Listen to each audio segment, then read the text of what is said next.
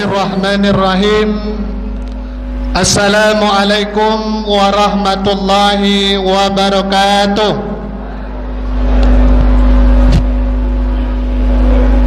Ibu-ibu sehat? Ibu-ibu sehat? Alhamdulillah. Bapak-bapak sehat? Ibu-ibu dah beli baju lebaran? Kalau belum, minta sama bapak nanti.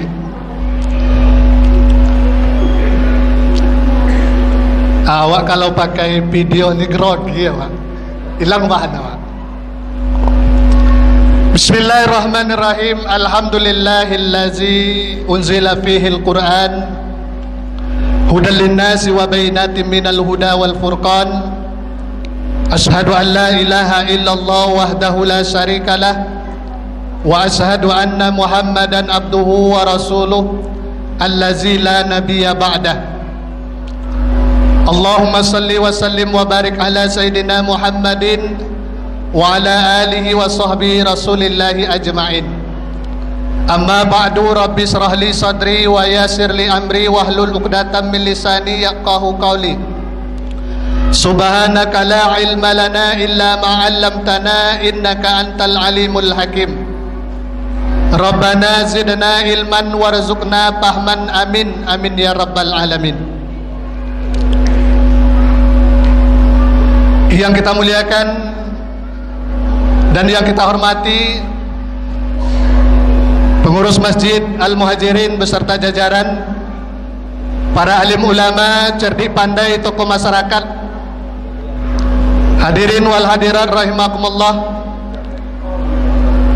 Bapak Camat dan Ibu Camat yang juga ikut berhadir pada malam hari ini,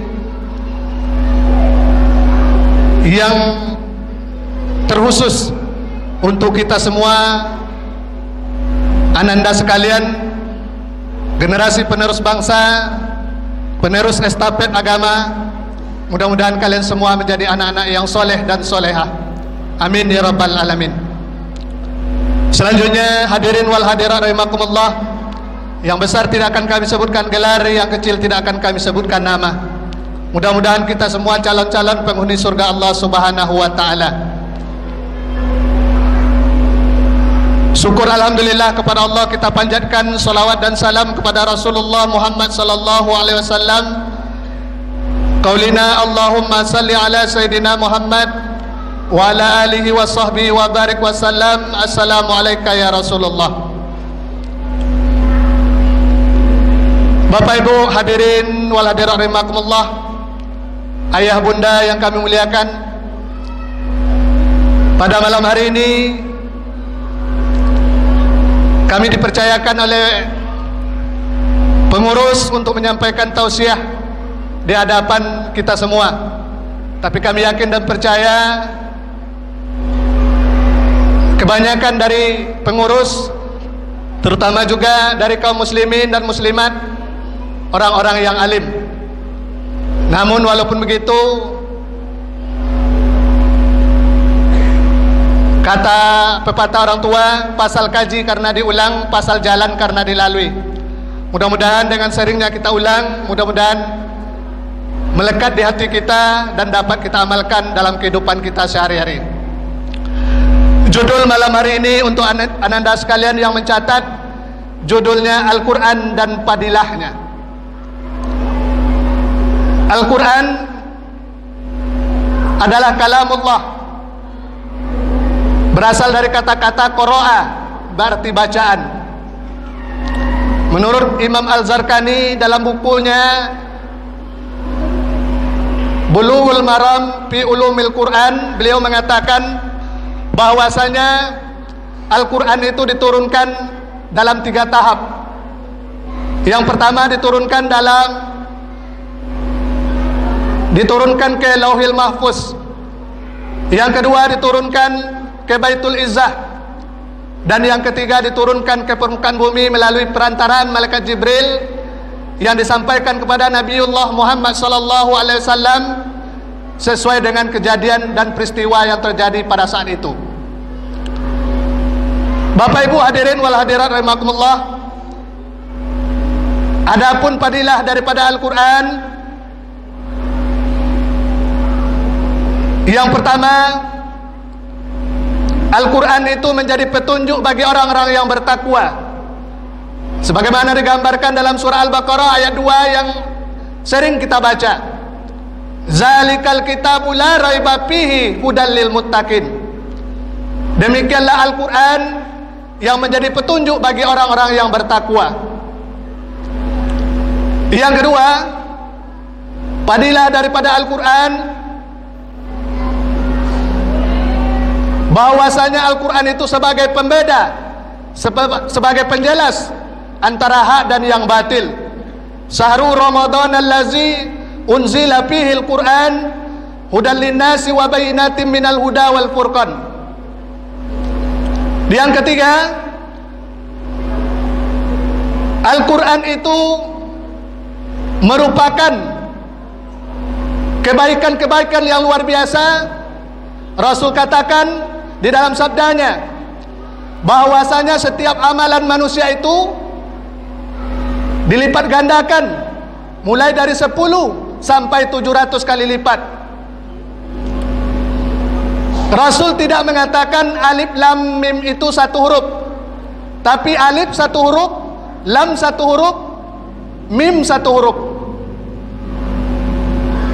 Jadi kalau kita baca Bismillahirrahmanirrahim, alif lam mim, Sadaqallahul azim. Alif lam mim saja kita baca sudah dapat alif satu pahala 10 kebaikan, lam satu pahala 10 kebaikan, mim satu pahala 10 kebaikan. Berarti alif lam mim saja kita baca sudah dapat kita 3 pahala 30 kebaikan. Sejumlah 6.666 ayat, 114 surat, 30 juz, dan 1.027.000 huruf daripada Al-Quran. Kalau kita hatam Al-Quran ini di bulan Ramadan, maka kalikan sajalah di rumah nanti pakai kalkulator berapa pahala yang Allah akan berikan kepada kita semua, dan juga berapa kebaikan yang Allah berikan kepada orang-orang yang membaca daripada Al-Quran tersebut. Oh, tidak bisa terlalu panjang alif lam mim. Kita di Indonesia ini kan suka nego. Ada yang pendek daripada itu. Apa? Yasin, Sadaqallahul azim. Bisa, silakan. Anda mau juga nego lagi, mau yang pendek lagi. Nun, Sadaqallahul azim. Sudah. Yang penting di bo.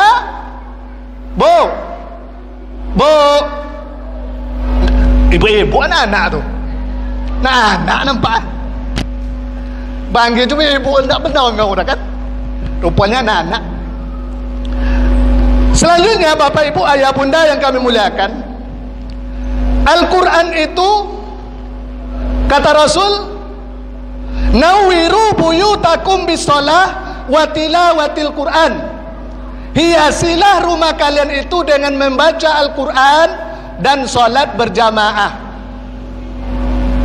Bapak Ibu ayah bunda yang kami muliakan, bukan Rasul katakan hiasilah rumahmu dengan cat multiruk, bukan seperti itu. Multiruk, apalagi apitek dan lain sebagainya. Tapi Rasul katakan hiasilah rumah kalian itu dengan tilawatil Quran dan solat berjamaah. Ini maaf, 10 di rumahnya tidak ada satupun membaca Al-Quran. Syukur-syukur ada satu yang membaca Al-Quran, alhamdulillah. Kalau tidak ada, apa kata Rasul ancamannya? Wala taj'al fil baiti kuburan. Jangan kalian jadikan rumah kalian itu seperti kuburan. Nauzubillah summa nauzubillah min zalik. Bapak Ibu ayah bunda yang kami muliakan, Selanjutnya, kita cepat-cepat aja, waktu sedikit. Al-Quran itu akan memberikan syafaat, akan memberikan pertolongan kepada para sahabatnya. Apa kata Rasul? Iqra'ul Quran ya'ti yaumal qiyamah safi'an li ashabihi. Bacalah oleh kalian Al-Quran itu, karena Al-Quran akan datang pada hari yang tidak ada naungan kecuali naungan Allah Subhanahu wa ta'ala bagi para sahabatnya. Siapakah sahabatnya itu? Yakninya orang-orang yang senantiasa membaca Al-Quran. Bapak, ibu, ayah, bunda yang kami muliakan, selanjutnya, Al-Quran itu